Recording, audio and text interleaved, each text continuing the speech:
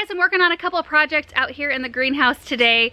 So I'm planting bulbs. I'm going to plant some that are going to stay in the greenhouse for the winter, and then I'm going to plant out some Amaryllis to bring inside. And I'm late as usual getting my Amaryllis planted. Typically, you want to plant them sometime in October in order to be guaranteed blooms by Christmas, because it can take anywhere from 5 to 10 weeks for your Amaryllis to bloom. So they might be. The ones I plant today, they might be blooming in January. I have no idea. I don't really care. I enjoy them whether or not they're blooming for Christmas or not, but they're pretty red and white, and so they would be perfect.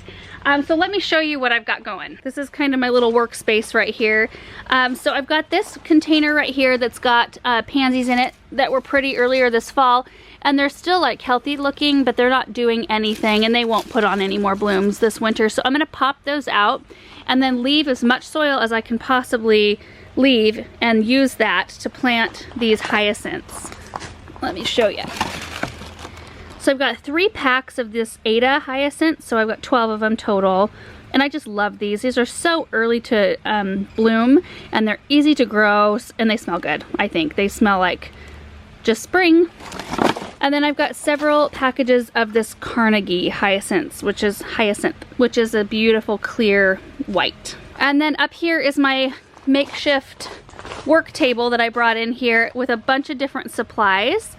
So I've got 3 Minerva Amaryllis, show them to you here, red and white, that I'm going to be planting in this urn, which is such a pretty little urn. I can't even remember where I got it. It's been so long ago. I think at a consignment store.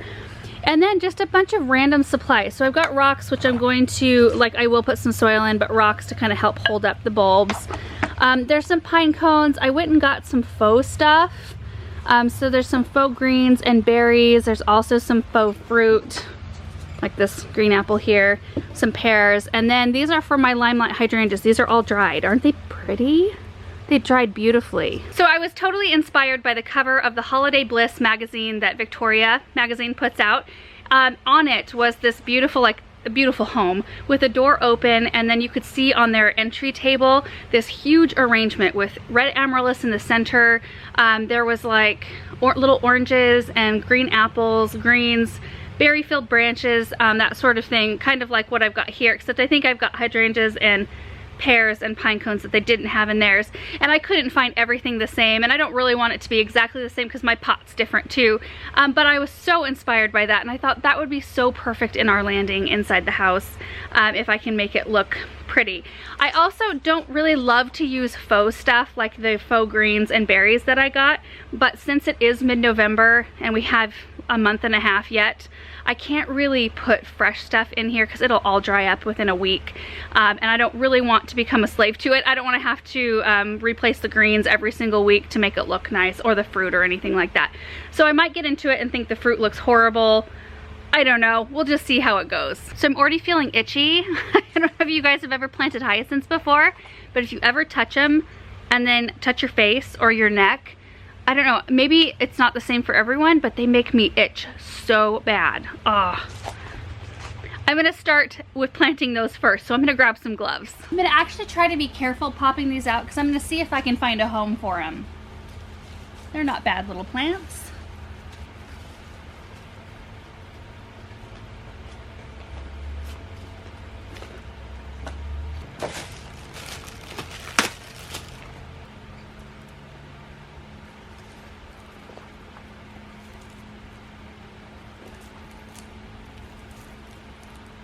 Because this pot already had soil in it, I didn't really want to have to remove a bunch and make a big old mess. So I just decided to lay out a bunch of bulbs on the top to figure out how many would fit in the pot. And then I just scooped back like a quarter of the pot worth of soil and just kind of scooped it on top of itself here, and like didn't make really a mess at all. So I'm just going to plant it a quarter of the pot at a time. And I am going about 5 to 6 inches deep. You can kind of see if I kind of go at this angle maybe. And then I am spacing them pretty close together. When you do pots like this, you want to pack them in. That way you'll get the best show. So then I'll just cover back over.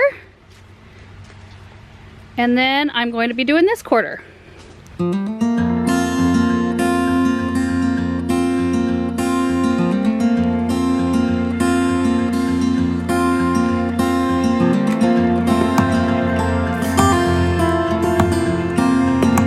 Alright, the white hyacinths are are almost done. I had one more pack left. There's 6 of them in that pack, and then I've got the 12 purple. So I need to run to the barn to get more pots. This one's perfect.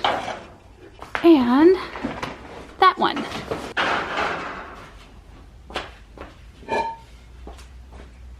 I just noticed an escapee. Oh my goodness, I'm gonna have to make sure to get this one in with the other white bulbs. Dang it.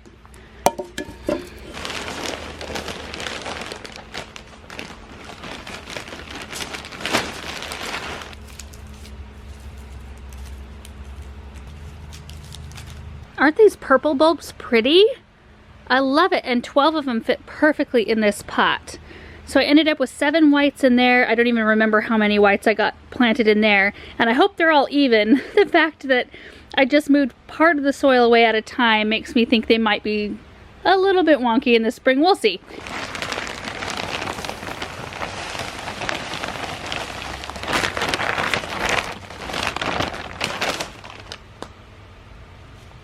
So you can actually plant your bulbs several different ways. You can plant them straight out in the garden. I've already planted a bunch of spring blooming bulbs. I planted 2,300 bulbs this year. I'm so excited to see what they look like in the spring, but I don't know that I'm ever gonna do that to myself again unless I hire somebody to come help me, because that was a lot of work. You can also plant them in containers like I just did, and then just store them somewhere protected, somewhere where they're protected from like the brunt of the extreme temperatures. Like I'm gonna put mine in the cold frame. They don't need light until they start growing in the spring, so you can put them in a dark shed, you can put them in an unheated garage, something like that, and you just want to make sure that they don't dry completely out. So I'm going to be watering mine in today, and then I'll just put them on my every 2-week kind of schedule. I check all of my containers around the property every 2 weeks through the winter, and if anything seems particularly dry, I give it a little bit of water. And then the third way you can do it is to force your bulbs inside, which means you actually put them into cold temperatures maybe a little bit earlier than they'd be subjected to it outside. So like essentially I could have taken these hyacinth bulbs inside, put them in a paper bag, stick them in the refrigerator for 8 to 10 weeks, and then I take them out and plant them, and they sometimes will bloom earlier than the ones would outside. So you get a little color a little bit earlier. I'm a little bit late though now, because hyacinths here typically will tend to bloom in February, beginning of March. If I started to force my bulbs right now, they would probably bloom sometime in February. So I'm not really, like if I would have started forcing bulbs in September and could have had end of December, January blooms, that would have been amazing. But every bulb requires a different chill period. So like tulips and daffodils require 12 to 16 weeks. So you have to start even earlier. But anyway, I love to do it this way and just put them somewhere, because then I don't have to plant them up in the spring. They're already planted. All I have to do is once they start to sprout and put on a little bit of growth, I'll put them out in the garden somewhere and just enjoy. Okay, so now I'm gonna start on the Amaryllis. So I haven't really thought through how I'm gonna actually show you guys how I'm doing this. So what I might do is just do a couple of steps and then stop and kind of explain. But Amaryllis don't really need to be planted in soil. I'm actually going to be putting a little layer in here, but there are specific bulb vases that you can get that are like shaped to where the top, like the bulb sits in the top part of the vase and then it necks down, and then in the bottom part you put like pebbles or marbles or whatever and water, so that the bulb isn't sitting in the water but the roots can reach it. And you can grow them like that. They eventually do need to be potted out in soil, or you can plant them straight in soil in containers, which is what I normally do. So I'm going to start with a layer of soil, put the bulbs in, and then try to anchor them in with the rocks I brought over.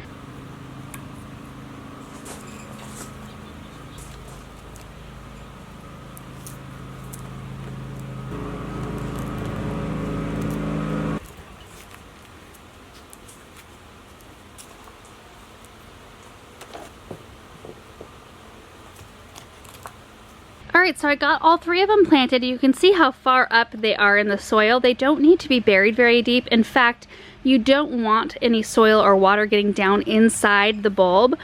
So the higher up they are, actually the safer they are. And then I put some rocks around them just to kind of keep them a little bit tight. So like it's braced against the side of the pot here, and there's 3 larger rocks in between. So hopefully they stay nice. I can always pop some stakes in there if I need to once they start to grow. But I'm also putting a whole bunch of other stuff around here, and then I'm hoping that it acts kind of as a frog for the Amaryllis, kind of keeping them in check. We actually do have a few Amaryllis videos. So we have one on how to properly plant up an Amaryllis, a few different options, as well as how to take care of them, where to put them. And then there's another video on what to do after they're done blooming. So kind of an Amaryllis aftercare kind of video. So if you're interested in those, I'll try to remember to link them down below. So now I'm just gonna start messing around with like the fluffy fun stuff around the outside. Now it is gonna look weird, and that's why I didn't do this as a real video, like a how-to video, because the Amaryllis, I mean, you have to like envision them tall and blooming, because the rest of this stuff is going to kind of shroud the bulbs until we have our centerpiece growing in place. So we'll see.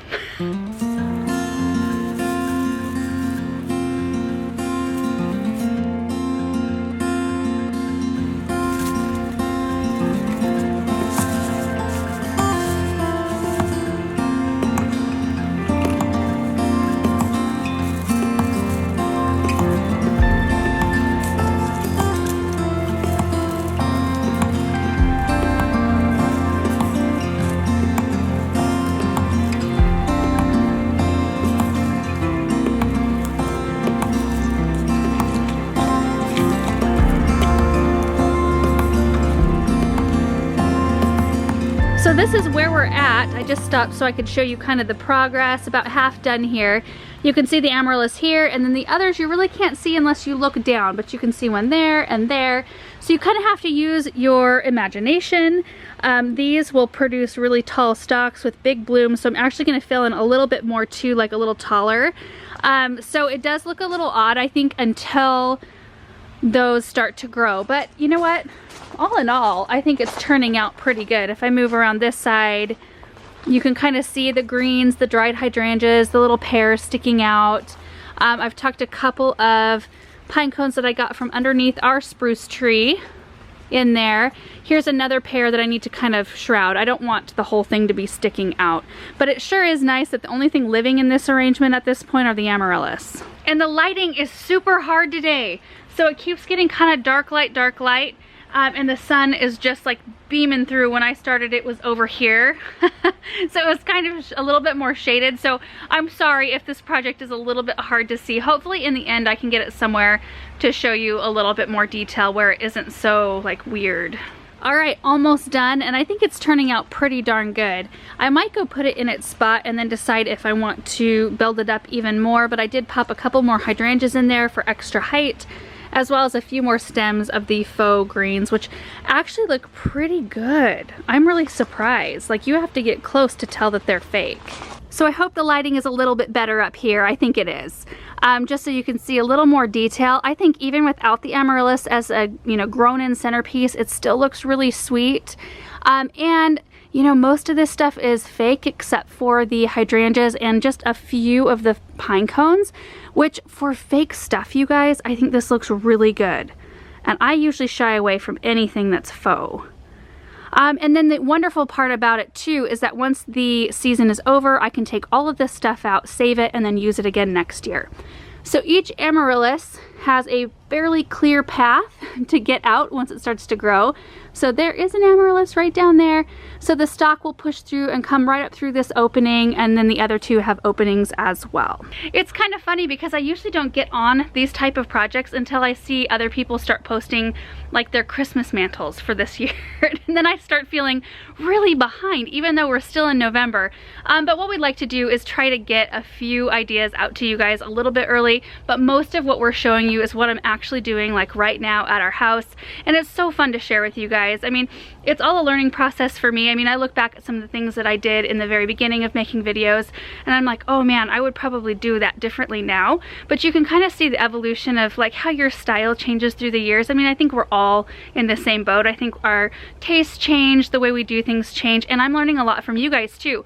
Like, you guys leave some really good suggestions in the comment section, and I've implemented a lot of them in a lot of different areas around the garden, and it's really helpful to me. So I really hope that you guys enjoy seeing stuff like this. Even though this is not the completed arrangement, I'm hoping that I can show you like this glorious picture later on when they grow in.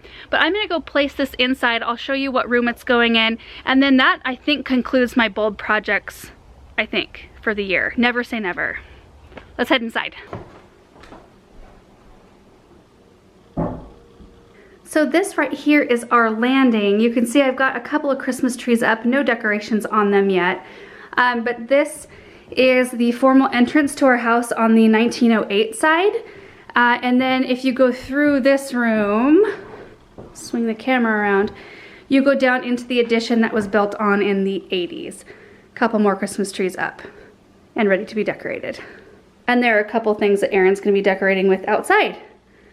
So anyway, I'm really excited to show you guys updates on this as it grows in. I do need to go find a saucer for it, but I need to make sure it's one that is super watertight, like no regular terracotta, because I do not want to ruin the surface of my table. So I'll go find a saucer before I water it in, and then I'll just water it in really well once and won't water it again until I start to see growth on the Amaryllis. So that's it, you guys. Thanks so much for hanging out with me today and watching this video. I would love to see what arrangements you guys are coming up with for the holidays. If you post them on Instagram, make sure to tag me so I can see them. Thanks again, and we'll see you in the next one. Bye.